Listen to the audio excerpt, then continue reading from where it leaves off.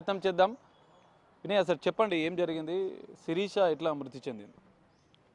Sir night నేను 10 o'clock వచ్చాను. అన్నం తింటున్నారు.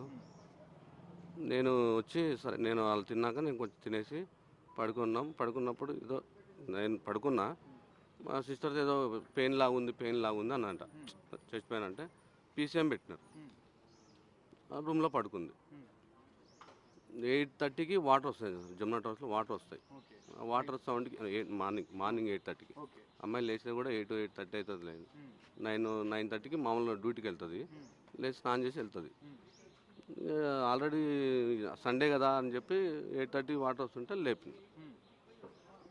అరుస్తూ ఉంది మా సిస్టరు రూమ్లో. నాకు ఏందా అని కొంచెం చూసి బయట ఏమన్నా అంటే నాకు అపార్ట్మెంట్ కొంచెం బయటకే ఉంటుంది.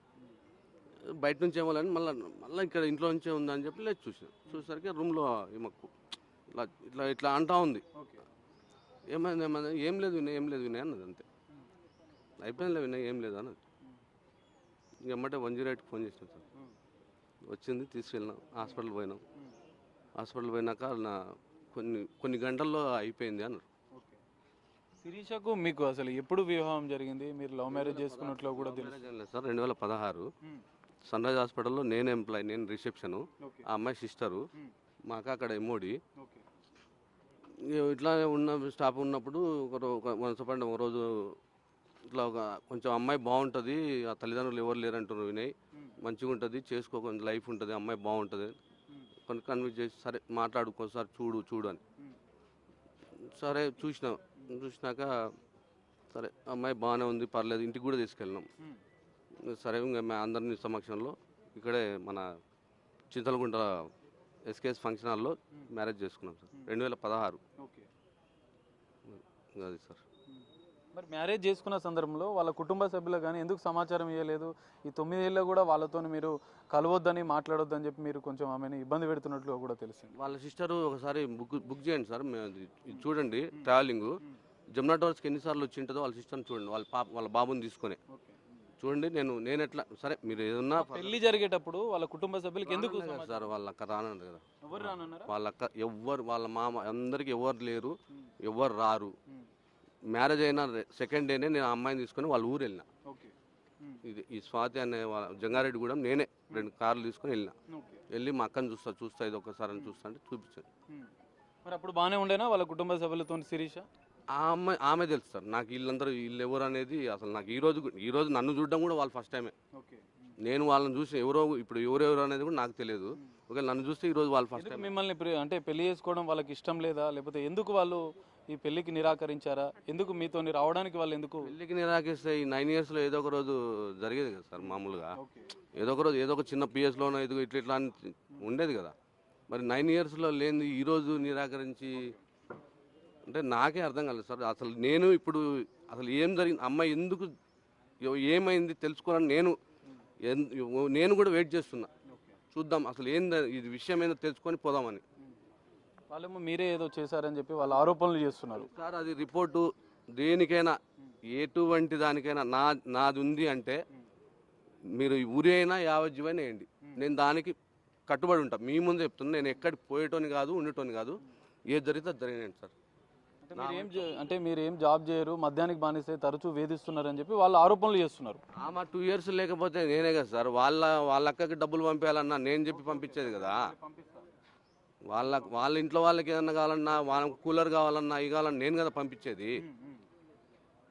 ఆమె 2 lakhs ఆన్లైన్ యాప్లో డబ్బులు వస్తున్నాయని పోతే నైట్ డోల్పెంట్లు ఉంటే తీసుకొచ్చి అమ్మ వాళ్ళు తిడతారేమో మా నాన్న అకౌంట్లోంచి ట్రాన్స్ఫర్ చేసుకొని పెడితే వాడు ఎస్కేప్ అయ్యిండు ఆన్లైన్లో.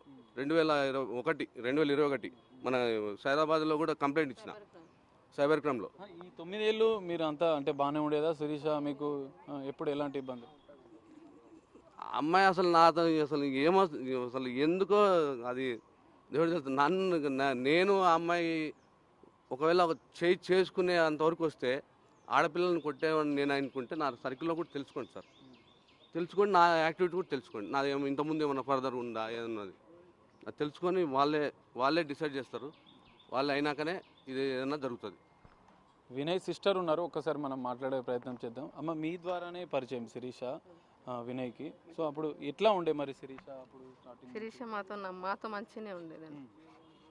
మాకు ఎటువంటి కొట్లాటలు గొడవలు ఏం లేవు అసలు. ఎప్పుడు మాతో మా ఆనందంగా జాబ్ చేసేది, మేము చేసేవాళ్ళం, ఆమె చేసుకునేది.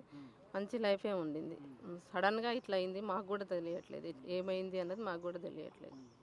14 years నిన్న ఏం జరిగింది? నిన్న 8 o'clock లేస్తారు రెగ్యులర్గా. 8 o'clock లేయలేదు. 8:20కి నేను లేచాను. లేచి చూస్తే వాటర్ వస్తుందని నేను బాత్రూంలోకి వెళ్ళేసి వచ్చి వాటర్ వస్తుంటే కూడా లేలేదు. అంటే సండే పడుకుందా అని నేను బెడ్రూమ్లో దగ్గరికి వెళ్ళి పిలిస్తే పలకలేదు. పలకపోతే ఊపిన. ఊపితే కూడా ఏం చలనం లేకపోతే నేను CPR అట్లా స్టార్ట్ చేసి లేపడానికి ట్రై చేసిన. వినయ్ పలకట్లేదు, ఏమైంది పిల్లకు, ఫోన్ చేయి 108కి ఫోన్ చేయి, హాస్పిటల్కి తీసుకెళ్దామని తీసుకెళ్ళినాం అంతే. అంటే ఇంతకుముందు ఏమైనా గొడవలు జరిగేదా, లేదంటే ఆమెకి ఆరోగ్య సమస్యలు ఏమైనా ఉండేదా? ఎందుకంటే జనరల్గా మీకు చెప్తూ ఉంటారు కదా. ఆరోగ్య సమస్యలు అంటే థైరాయిడ్, అప్పుడప్పుడు ఛాతీలో పెయిన్ వచ్చేది, హార్ట్ బీట్ ఎక్కువ కొట్టుకుంటుంది అని చెప్పేది. అంతకు మించి వేరే ఏం లేదు ఎప్పుడు. దానివల్లే వాళ్ళేమో మీ తమ్ముడే చేశారని చెప్పి వాళ్ళ కుటుంబ సభ్యులు ఆరోపిస్తున్నారు. అమ్మాయిలము, మేము కూడా ఆడపిల్లలమే. మా బ్రదర్ అట్లాంటి వాడు కాదు. ఎంక్వైరీ చేసుకోమనండి, పోస్ట్ మార్టం రిపోర్ట్ కూడా రానివ్వండి, దాన్ని బట్టి మేము దేనికైనా రెడీ ఉన్నాం. శిక్ష వేస్తే మేము మా తప్పు ఉంటే మేము శిక్ష అనుభవిస్తాం, దానికి మేము రెడీ.